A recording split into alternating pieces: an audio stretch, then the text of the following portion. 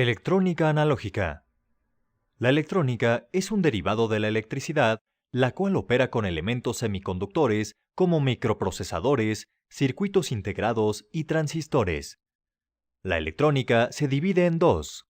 Analógica son voltajes continuos en el tiempo, que además pueden tener cualquier valor dentro de cierto rango. Digital son voltajes discretos, es decir, no continuos, que tienen un valor definido. Para entender mejor la diferencia, veamos un ejemplo. La perilla de volumen de un radio antiguo es analógica. Con ella se pueden variar el sonido en el rango, de 0 a 80 decibeles. Al girarla, provoca un cambio continuo de valores que pueden ser exactos o intermedios, por ejemplo, 33.2, 40 o 50.7. Los botones de volumen de una tablet son digitales. El volumen, por ejemplo, puede estar dividido cada 10 decibeles, por lo tanto, en un rango de 0 a 80 puedes alcanzar 30 o 40, pero nunca valores intermedios como el 33.5 o el 50.7. Como puedes ver, en la electrónica analógica los valores no están bien definidos y en la digital sí. Existen componentes básicos dentro de la electrónica analógica que manipulan la energía eléctrica de acuerdo a las necesidades del diseño y circuito. El resistor es una pieza que se opone al flujo de corriente.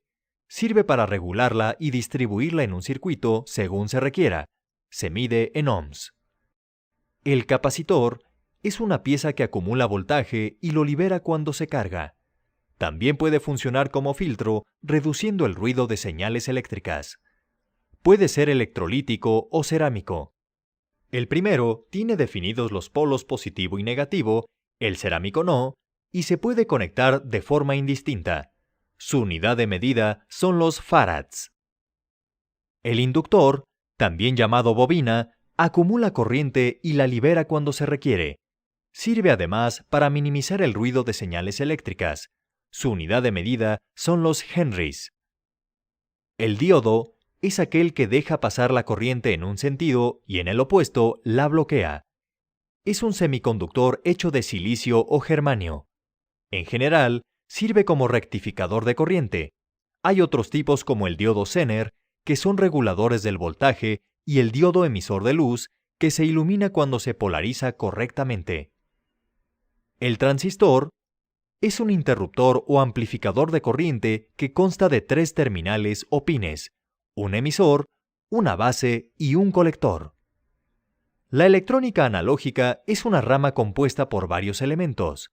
Conocerlos es necesario para comprender qué es un circuito y las fallas que cada componente pueda presentar. Electrónica digital. La electrónica digital es parte del sistema de control de los aparatos electrónicos, ya que operan con voltajes discretos o digitales. En el circuito interno de un aparato electrónico con fuente de voltaje fija, si un LED está prendido tiene 5 volts, y si está apagado tiene 0. En electrónica digital, a esto se le conoce como estados, denominados 1 lógico y 0 lógico respectivamente. Estos valores están bien definidos y no cambian. Existen dos familias lógicas en los circuitos electrónicos digitales: TTL y CMOS.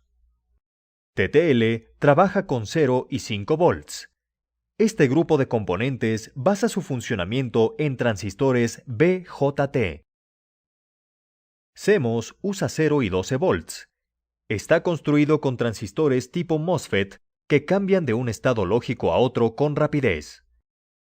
Ambas familias también trabajan con 1.5 o 3 volts como estado 1 lógico. Los circuitos CMOS son sensibles a la electricidad estática que puede quemarlos internamente.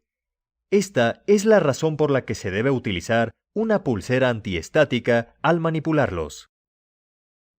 Existen varios componentes de la electrónica digital que trabajan con los estados lógicos para formar un sistema como una computadora.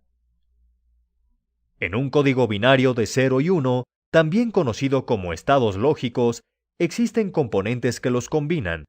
Tal es el caso de las compuertas lógicas, que obtienen una salida binaria específica dependiendo del estado de excitación de las entradas. Las principales compuertas son NOT, AND y OR. Internamente, están hechas de transistores y son la base de la electrónica digital. Combinando compuertas lógicas se obtienen los llamados flip-flops, que son circuitos que mantienen un estado lógico. Este efecto provoca que estos dispositivos sean las memorias más simples. Hay de varios tipos y cada uno tiene diferente respuesta a los estados de entrada.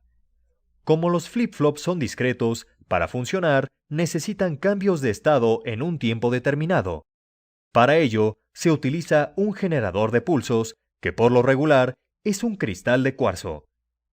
Cuando éste se somete a presión, emite una señal periódica, es decir, pulsos de voltaje millones de veces en un segundo. Apenas es suficiente para que el procesador de un celular o tablet funcione adecuadamente para su manipulación. Las señales periódicas tienen dos características principales: amplitud y frecuencia. Amplitud es la que está determinada por el voltaje de la onda. Frecuencia es el número de ondas que pasan en un tiempo determinado. Por ejemplo, una frecuencia de 20 MHz es una onda que se completa y se repite 20 millones de veces en un segundo. Un circuito integrado, también conocido como chip, es un conjunto de miles de transistores, compactados en microcircuitos. Se fabrican en placas de material semiconductor, en una o varias capas. Pueden ser desde compuertas lógicas simples hasta microprocesadores complejos. En un equipo electrónico se manejan varios circuitos integrados. Cumplen funciones de almacenamiento de datos, transmisión de señales, procesamiento de instrucciones, entre otras.